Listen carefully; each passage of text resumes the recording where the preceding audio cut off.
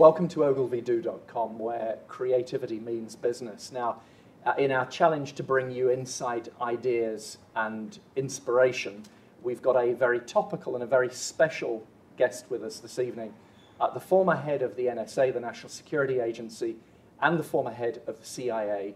I'm delighted to be joined by General Michael Hayden. General Hayden, thank you very much indeed for joining us here. Thank you. When you joined the NSA, it was a time of great trouble in the agency. Internal analysis indicated that it suffered a lack of management, that the systems were basically broken, the technology was old, and you had to go in and bring about radical change. Now, business is always very resistant to change. How have you seen two intelligence organizations, two parts of the intelligence machinery? How did your leadership style change from when you were with the National Security Agency and the CIA? Well, the first point I'd make is I hope I was true to myself in both places. I actually tell folks, kind of dance with who you brung. So you are who you are. Right. And so some things are constant. But it's true, as you pointed out. NSA and CIA were at different points in their life cycles when I arrived. Let me begin with NSA. And I think most of your viewers know what NSA does. We intercept communications. It's a highly technical agency. It's a very secretive agency as well because it's hard to do that work publicly. Right. And so we, over the years, have built up very high walls around the National Security Agency. And for the most part, those high walls were virtues because they kept the secrets in. Right. And that's important. Right. But they also kept a whole bunch of good things out. They didn't allow us to see what was going on around us in terms of global telecommunications, global computing, other aspects of global technology. And for most of the life of NSA, the downsides of that were forgiven the agency because for most of the life of NSA, the things it really needed, it knew how to do better than anyone else. I mean, right. I can make the case that the American computing industry has its roots in the National Security Agency. But by the time I became director, 1999, the external world had far outstripped NSA. And so those high walls, which are still a good thing for keeping the secrets in, we had to pay a really high tariff for those high walls now because they were keeping modern technology out. And so the last thing you want to be is to kind of stride into Fort Meade and say 40 years of error is long enough. I'm here to set things right. We're going to do it this way. And so I actually spent a year almost doing nothing, absorbing, appreciating, making sure I actually had a very good sight picture because as troubled as the agency was, it was still a national treasure. How in today's world where there is such diversity and everybody's talking about that the strength of organizations these days is embracing all of that diversity and having it fully represented, how do you make sure that organizations don't continually renew and attract people who only have a single viewpoint on the world? Yeah, that's a great challenge. One of the things we did was to actually go to the private sector and bring folks in, and I'll be totally candid with you, Andrew, just to shake things up. Right. I mean, all ties went to bring the new guy in and create a little dust. So I advertised and got my Inspector General from an ad in the Wall Street Journal. Right. I got my Chief Financial Officer from a big firm in downtown Baltimore. And it was that aspect of bringing these folks in, again, intentionally to stir things up. At CIA, it was a bit different. I mentioned being at different points in life cycles. CIA wasn't suffering from arrogance when I became director. It's probably unfair of me to say, but CIA was suffering from battered child syndrome when I became director. It had been accused of a variety of things. Some things had been made public, some accurately, some very inaccurately. It had been blamed for a lot of things in the public domain. And so my goal there, when I got there, was not to shake things up. My goal there was to settle things down. Well, in your view, what's the secret ingredient for unlocking creativity? How do organizations do that? And my leadership style is not one of tight control. I never felt as if I weren't director of either organization, trust me. But my style was to set the left and the right-hand boundaries perhaps the final objective, and then let folks operate within those boundaries. Let me give you a concrete example. Every Thursday morning, I brief President Bush on the agency's covert actions and clandestine collection, or sensitive collection. You can imagine what Wednesday afternoons look like in my office. And I get briefing books and pamphlets and suggestions and recommendations. Andrew, fully 50%, more than 50% of what I told the president Thursday morning, I learned about for the first time Wednesday afternoon.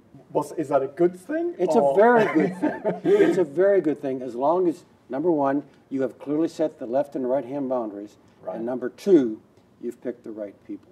But what is it like to go in every week and brief the President of the United States? Well, actually, that was the formal presentation. We had an awful lot of other meeting engagements during the week, so it was a fairly routine occurrence.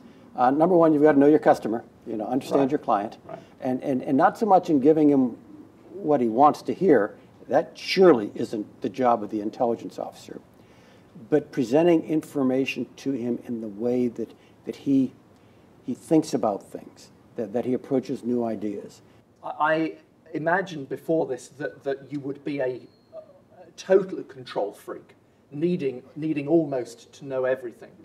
But it seems that there was a massive amount of again, systems and process, but trust in the people that you had around you. Now, that meant that in addition to the left and right-hand boundaries and overall objectives, what we in the military call mission-type orders, in addition to that, you had to spend an awful lot of time picking the right person for the right job. And then spending a lot of energy in simply building the relationship of trust with these people. Let me give you another example.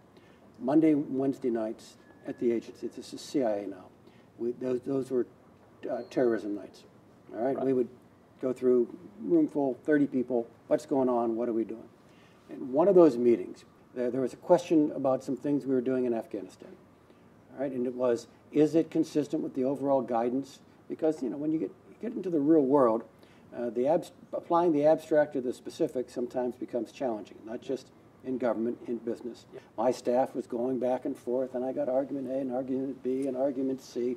And finally, I leaned forward, and I made eye contact with the guy who's ultimately responsible for this activity.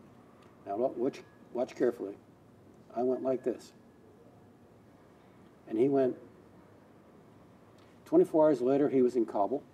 96 hours later, he was back in my office saying, we're okay. Do you think that that business faces a lot of challenge going forward to build these teams, the team of teams? Yeah, because the generations we're all trying to recruit from now don't have that long-term loyalty that perhaps my generation or yours had. And so you've got people who are quite happy and believe it to be quite normal to move from job to job, even between and among competitors. We had a speaker come to NSA to talk about Gen X. And he gave a wonderful presentation in our auditorium. It was a standard room only. And he talked about, people out there in Silicon Valley who move from company to company and end up one morning working for the other side. At which point a Marine sitting behind me simply said, we shoot people who work for the other side. Yeah, that's right. It's good. So I'll just take that in. So we're all faced with this challenge of attracting, maturing, nurturing, motivating, and retaining very good people. One of the challenges we have is actually being able to manage through the amount of information. And part of our business is in our way, is always engaging with CEOs of companies and helping, very similar to what you said with President Bush. And it's always a challenge to be, so it's a very practical question. How do you actually take all of that information and synthesize down into something that is readable and useful and actionable, and not leave the important stuff on the floor? Yeah. What disciplines did you set in place to be able to... Let me give you a thought, okay? And I call it the dominant narrative. It's necessary to be right, but it's not sufficient. Right. And so you've got to lay out to the president in a way that's fair and balanced what you think the dominant narrative is, not just what the facts of the case are. So when you look at history now, do you see, is it still as relevant at predicting the future, or do you say, different time. No, it's very relevant. Let's talk about the real kind of issue du jour, this cyber thing, Yep. which I'm beginning to think is going to catch on, right? And all right, you know, I'm like you said, I'm a history major. I'm not a technologist, and I found it very instructive to think about our being at the dawn of the cyber age by comparing it to the great age of European exploration. I actually think this cyber thing is the most significant thing to happen to our species since the European discovery of the Western Hemisphere. And if you just give me a minute or two, the parallels are amazing. All right? Both were incredibly disruptive. They changed view of self. They changed view of mankind. They changed view of government. We see that going on right now. They're both pretty much being run by the private sector. Think of the East India Tea Company and the Hudson Bay Company. I mean, they're just, oh yes. And now you've got cyber theft and the theft of intellectual property and Pirates. And over here, in the last great age of globalization, the new interconnectedness, okay, the new globality, allowed to be created and to be nurtured, global piracy and the global slave trade. And we're seeing, I mean, the parallels are, yes, history counts.